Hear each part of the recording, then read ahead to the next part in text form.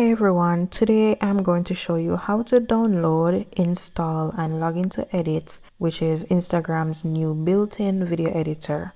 Go to your App Store or Google Play Store, and in the search, type in Edits, and here it comes up as Edits and Instagram app.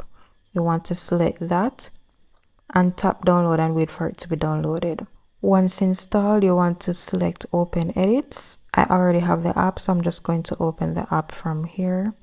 To begin, it will ask you to log in with your Instagram account. So you will enter your Instagram credentials and grant any necessary permissions such as camera, storage, etc.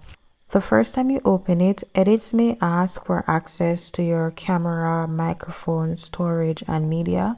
So you want to grant access and permissions so you can fully use every feature in Edits. Right, so once you're logged in, you'll enter the Edits interface and be ready to start creating.